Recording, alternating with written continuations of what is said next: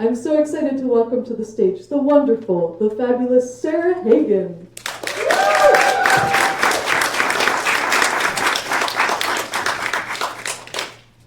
Mathematicians are assholes. They're just the worst. They're the worst. Quick bit about myself. I am not a lesbian. I just dress like one because that's the kind of porn my husband likes.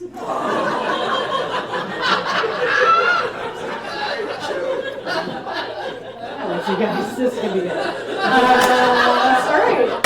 All right, what are you doing tonight? This is naughty but nerdy. What do you want? Do you want to hear nerdy jokes or do you want to hear dirty jokes? Yes. Okay. Jokes about periods. I don't care. I'll do it. I'll break the first rule for women in comedy. Do a joke about periods. Let me come right out and say it. I think we take them for granted. Did you know that the ancient Greeks did not even have them? What? Yeah. I mean, I'm not talking about their women, obviously. I'm talking about their literature. Their writing didn't have any punctuation at all. No commas, no semicolons, no periods. Did not even have fucking spaces. I'm serious. This phenomenon is known as scripta continua, just for those of you who hate having friends.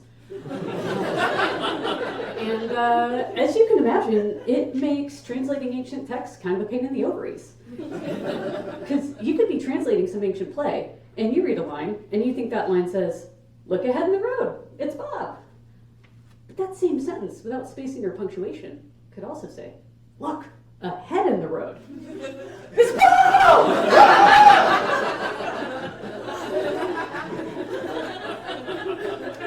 So yeah, it was like, is it a rom-com or are we in the horror genre? Without spacing or punctuation, you can't tell. You need more context. Now, this used to just be a problem for people who majored in uselessness in college. But it is affecting real people too now in the internet age. Because hashtags and URLs don't have any spacing or punctuation. So like, okay, real life example. There was a children's secondhand clothing store in like Kansas or whatever, and they wanted to have their web address be the same as their company name. So they did it. They bought www.kidsexchange.com. Which was fine for like a whole second. Until somebody was like, kidsexchange.com? Are you open on weekends? So I too am a mom, and a hashtag that is popular with moms, you can check this on Instagram, thousands and thousands of posts. The hashtag popular with moms is hashtag children's laughter, which is awesome if you know how to spell the word slaughter.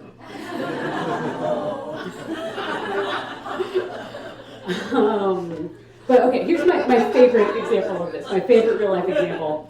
So when Margaret Thatcher died, a hashtag that was trending on Twitter was hashtag now Thatcher is dead.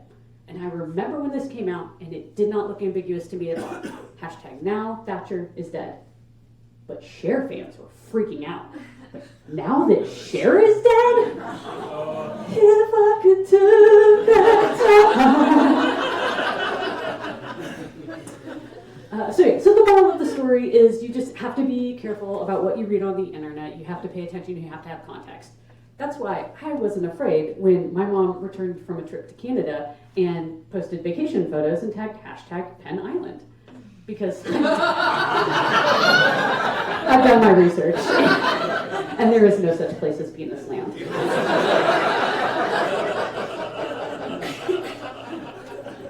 If you're worried that I made a conscious decision to open with 4 minutes of punctuation material, you should be. Yeah, buckle up, dorks. This is going to be a wild one. Despite what Naomi said, I am not a dirty comic. I don't really have any dirty jokes. Like, this is the dirtiest joke that I have. Are you ready? Yeah. Okay. If you smear poop on soap, does that make clean poop or dirty soap? Probably the best way to find out is just to eat a little and see. But I don't really like the taste of soap.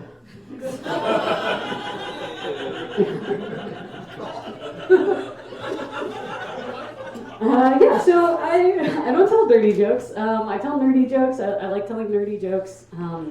I wouldn't say that I'm a nerd, but I would say that I know more words in Elvish than in Spanish. I mean, naloxin los varin varenvo kuma friagakval. Am I right? Am I right? Oh my god, was that even real Elvish? No, it wasn't. It was dragon speech from the video game Skyrim. Where are my Skyrim fans at? Yes!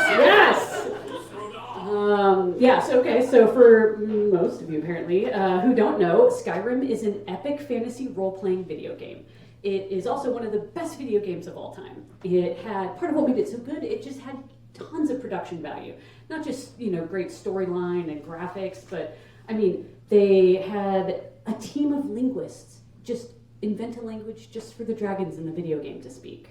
It had a full orchestral soundtrack, a haunting theme song sung by a choir in the language of the dragons. It's so good. It's so good. I wish I could remember it to do it for you because it's so good. It it goes something. Dokin, nalasin los varin vadain voku, mapriakakval, afiknoga pragan fanu sanzi drogdan, dokin, varin, gogan mudra.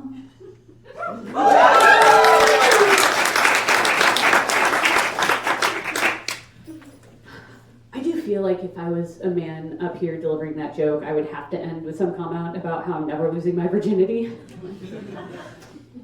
But as a woman, being able to sing in perfect diction in the constructed language of an epic fantasy role-playing video game pretty much means I get all the dick I want.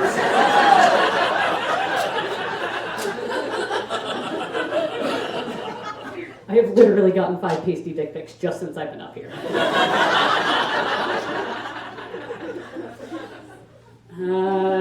All right, so like any good millennial, I am just always job hunting, always trying to see, where am I going to take my career? Still trying to figure out what do I really want to be when I grow up. And I've looked into it a lot, and I just keep coming back to benevolent dictator. I think I'd be good at it. Maybe everyone thinks that, but I really do. I would do all of your standard benevolent dictator stuff. I would get rid of the time change. I would legalize gay divorce. Outlaw winking. I would do all your standard stuff. But the very first thing I would do as benevolent dictator is I would make the word for palindrome a fucking palindrome. Yes. Yeah. Right. I can't believe I speak a language that actually has a word for palindrome. It's not a fucking palindrome. What?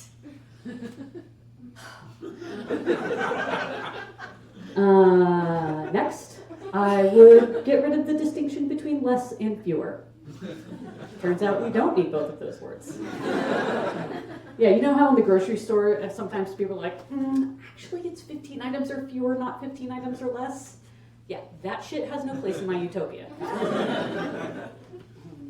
Next, I would write it into law that they is an acceptable gender-neutral singular pronoun.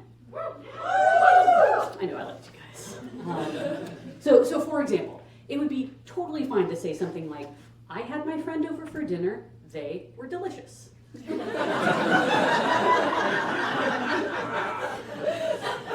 Morally, it is a bit of a gray area, but grammatically sound. Some people are grammar Nazis. I am grammar Antifa. I think we are morally obligated to punch grammar Nazis in the face. But here's something I wouldn't do as benevolent dictator. Something I would not do. I would not convert us to the metric system. What? Surprising, maybe, given how fucking smug the Europeans are on this topic. But yeah, next time you run into one of those smug bastards from literally any other country you'd ever want to be associated with, just ask them, oh, you like the metric system so much, that's great. So tell me, how many hours do you have in a day over there, 10 or 100? 24? But in those hours, how many minutes do you have, 10 or 100? 60, interesting. Here's the thing, there is a reason why systems of measurement are never, ever naturally base 10. Come with me on this journey. Our number system is base 10 because we have 10 fingers on our hands. It's totally arbitrary. It's just a complete accident. But measurement systems, on the other hand, we've already talked about time, has base 12, 24, and 60. Length, you have 12 inches in a foot. In circles, angles in a circle, you have 360 degrees. And what these measurement systems all have in common is that their bases are all highly divisible. Sit back down, don't go, no, just one more second. 10 is evenly divisible by only 2 and 5. But 12, say, is evenly divisible by 2, 3, 4, and 6. And the point is, if you were a carpenter, you would rather take 1/3 of a foot than 1/3 of a meter. Yeah. And if you were waiting for a punchline, there is no punchline. None whatsoever. Those of us who want to change our number system to base 12 are known as duodecimalists. There are dozens of us, and we will be victorious. Also, I just thought it'd be kind of a dick move to like insert a number theory lecture into a stand-up set and then have no jokes with it. I'm sorry, you've been a wonderful audience. You definitely didn't deserve that. But I did tell you mathematicians were assholes. Thank you so much, everybody.